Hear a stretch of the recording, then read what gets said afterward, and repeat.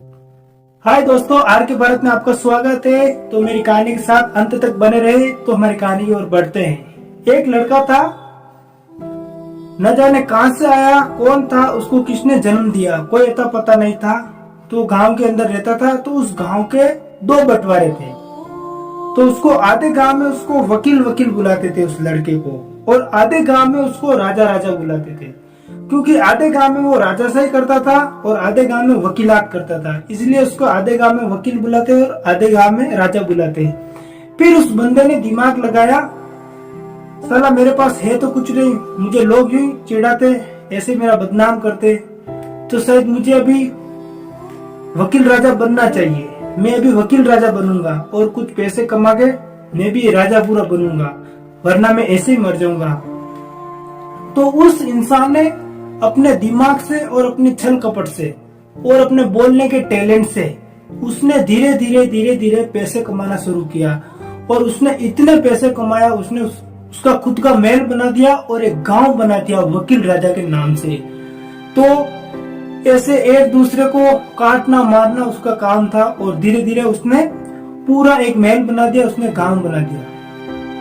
फिर एक दिन उसने सोचा कि भाई मैंने इतने पैसे कमा लिया, अभी इसका करूंगा क्या मैं, मुझे समझ में नहीं आता है। तो फिर उसने एक दिमाग लगाया कि अभी मुझे मेरे आदमी को परख करनी चाहिए कि मेरे कौन है और पराये कौन है। फिर उसने मरने का नाटक किया, उनको सब पूरे उसके आदमी को बुलाया, उसके स्टाफ को बुलाया उसको महल के अंदर, और कहा कि मेरी तबीयत सही नहीं रहती है और शायद मैं मर सकता हूँ।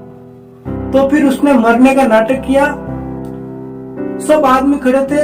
फिर वकील राजा ने एक बात बोली, उनको वजीरों को कहा कि जब मैं मरूं तो मेरे अर्थी से दोनों हाथ बाहर रहने चाहिए। तो कहा कि ऐसा क्यों राजा जी? बोले नहीं, मैंने कहा उतना ही करना तुम, मेरे हाथ दोनों बाहर रहने चाहिए। तो उनके वजीर ने कहा कि राजा इनका कुछ राज तो बताओ कि आपके दोनों हाथ बाहर क्यों रहने चाहिए।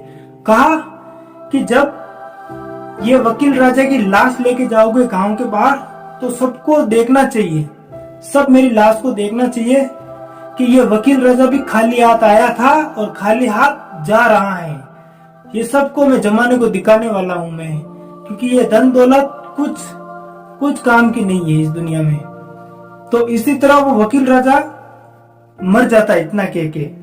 तो उसको लेके जाते गांव के बाहर, तो पूरे गांव वाले इकट्ठा होते और उसके पीछे पीछे चलते, उस अर्थी के पीछे पीछे। जैसे कुछ लोग उसमें से पीछे से दो दो तीन तीन लोग निकलने लगते पीछे से। उनके दिमाग में ये आता है कि अभी वकील राजा तो मर गया, उसके पीछे जायदाद और सोना चांदी वो हम सब लूट लेंगे।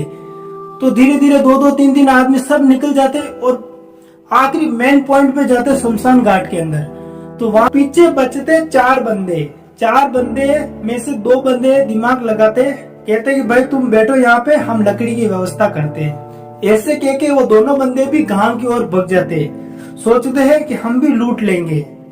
तो पीछे दो बंदे सोचते अभी तक वो आए नहीं, वो दोनों गए।